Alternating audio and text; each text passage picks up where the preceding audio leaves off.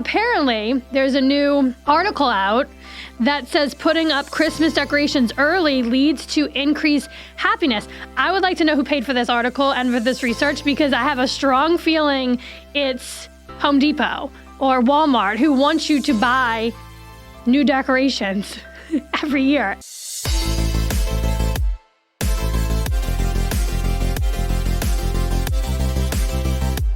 Welcome to Seriously Catherine, a podcast about taking your business seriously, but not yourself. This episode is all about what's hot, what's new, and what's happening in Saratoga Springs and the Capital Region. Okay, this week's hot take is all about Christmas decorations on your house. I don't know about you, but I absolutely cringe when I see Christmas decorations up the day after Halloween. I mean, do we just forget about Thanksgiving? I can't. Call me a Scrooge. I know that I'm purveyor of fun and I should be all about this, but I'm not. Apparently, there's a new article out that says putting up Christmas decorations early leads to increased happiness. I would like to know who paid for this article and for this research, because I have a strong feeling it's Home Depot or Walmart who wants you to buy new decorations every year, and they want you to buy them sooner in the season. I mean, what about the frickin' turkey? No one cares about the turkey. But I'm saying, like, what about Thanksgiving? What about, like, the season of giving and gratitude? I can't get behind Christmas lights on houses before Thanksgiving. Also, another thing that I sort of cringe, I'm feeling a little feisty today on this one. Don't cross me today.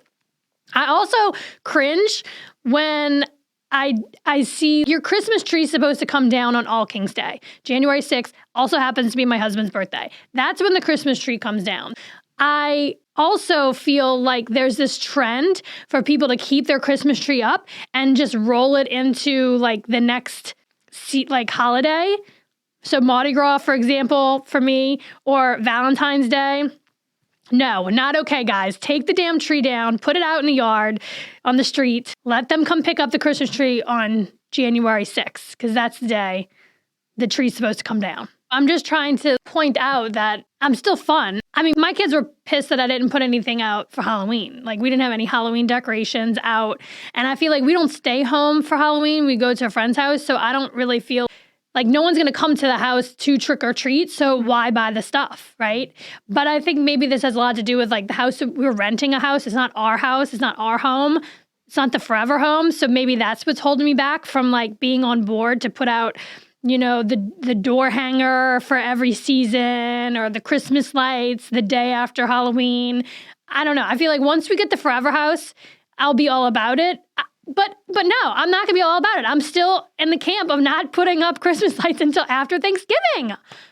I mean, and maybe this is another debated topic. I'm not big on Black Friday. I used to work in retail, so Black Friday was like hell.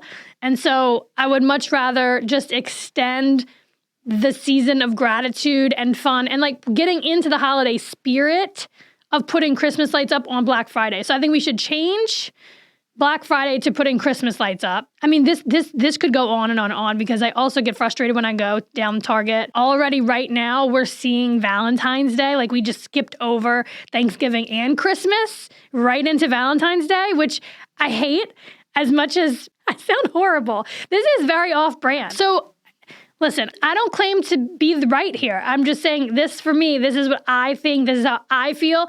I would love to know how you feel.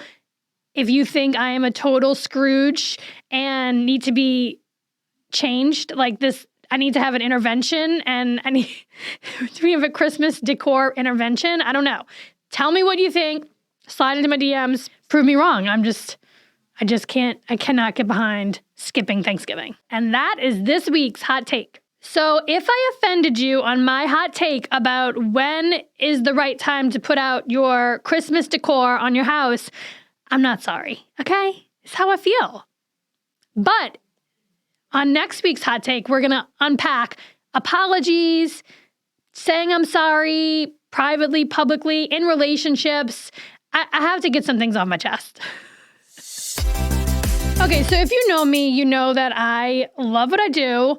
and I'm a workaholic. So if I ever have a chance to get away, I can't go too far away without my kids and without being so far away from work. The Adelphi is my go-to. What's really great about the Adelphi is that it has everything you need. It's right there on Broadway. It has a restaurant, it's got the breakfast joint, it's got it all. And the room service is amazing. So last Christmas, we did Christmas Day night at the Adelphi. We booked the Polaris suite, which is really special because it has a hot tub on the balcony. And the kids loved it. It was so much fun. We ordered room service and it was just like the most special thing. And again, it's got a jacuzzi. I mean, who doesn't want to use a jacuzzi at the Adelphi? If you don't have the opportunity to stay at the Adelphi, you can still go and hang out in their lobby or eat at their restaurants. The best sushi in town, by far, I believe, is at the Adelphi. You should get the rainbow roll. You can thank me later. It's delicious. It's absolutely the bomb. If you are local and you need a night off or a night away, don't go too far. Go right there to the Adelphi. Book yourself a room, have dinner there, have breakfast in the morning, and you'll feel like a totally different person when you wake up. This week, from Saratoga Living's After Hour Substack, it's all about food and drink news, which is so my jam. I eat out regularly. I support my local economy by eating out and tipping our waitstaff. And it's a great way to get out and about. And there's always like a new restaurant opening and it's hard to keep up. This week's Substack is covering all of that, and not just in Saratoga Springs, but the whole region. I'm so excited to see what new restaurants are opening up and new menu items that we can go find and new drink menus in all the town's local hotspots. Speaking of drinks, Saratoga Living is doing this really awesome collaboration with Walton Whitman, which is right downtown. It's a brewing company, and they have really good pizza also. But we're not talking about pizza, we're talking about beer. They are doing this awesome event where they had the public choose the name of a new beer that they're brewing in collaboration with Saratoga Living. And the public chose, are you ready? Wheat All About It. Do you get it? It's wheat beer, and it's also like a nod to journalism and publishing because the brewery is actually in the old Saratogians building. You can buy a ticket on Eventbrite. We'll put a link in the show notes that you can click on and buy a ticket so you can be the first to take this wheat beer in support of local journalism. Thank you for listening to this podcast. And if you want to connect with me, slide into my DMs on Instagram. My handle is Catherine Hover.